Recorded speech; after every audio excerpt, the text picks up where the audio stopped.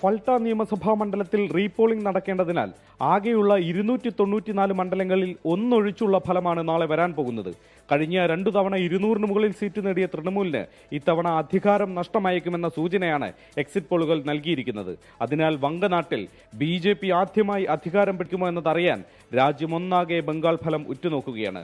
കഴിഞ്ഞ തെരഞ്ഞെടുപ്പിൽ ഒരു കനൽ പോലും ബാക്കിയില്ലാതെ തകർന്ന CPIM ഇത്തവണ അക്കൗണ്ട് വീണ്ടും തുറക്കുമോ എന്നതും രാഷ്ട്രീയ കൗതുകം. ഹിന്ദു വോട്ടുകളുടെ ഏകീകരണത്തിന് BJP പരമാവധി ശ്രമിച്ചു. ഭരണവിരുദ്ധ വികാരവും മുതലാക്കാൻ നോക്കി. എന്നാൽ സ്ത്രീ വോട്ടർമാരും ന്യൂനപക്ഷ വിഭാഗങ്ങളും ഒപ്പം നിൽക്കുമെന്ന് മമതയും കണക്കുകൂട്ടുന്നു. തെരഞ്ഞെടുപ്പ് കമ്മീഷൻ BJPക്കൊപ്പം ഒത്തുകളിക്കുകയാണെന്ന് തൃണമൂൽ ആവർത്തിക്കുന്നുണ്ട്. അസമിൽ ഇത്തവണയും BJP തന്നെ അധികാരം പിടിക്കുമെന്നാണ് എല്ലാ സർവേ ഫലങ്ങളും ഇന്നേ വരെ പറഞ്ഞത്. ഹിമന്ത ബിശ്വ ശർമ്മയും പാർട്ടി സംഘടനാ സംവിധാനവും അസമിൽ അത്രമേൽ കരുത്താർജിച്ചു കഴിഞ്ഞു. ഗൗരവ് ഗൊഗോയുടെ നേതൃത്വത്തിൽ പുതിയൊരു ആവേശം കോൺഗ്രസ് ക്യാമ്പിൽ പ്രകടമാണ്. പക്ഷേ മാന്ത്രിക സംഖ്യ കടക്കുക അത്ര എളുപ്പമല്ല. ഇരു സംസ്ഥാനങ്ങളുടെയും ഫലം രാജ്യത്തിന്റെ രാഷ്ട്രീയ ഭൂപടത്തിൽ ഏറെ നിർണായകമാണ്. കൊൽക്കത്തയിൽ നിന്നും ശ്രീനാഥ് ചന്ദ്രൻ, 24.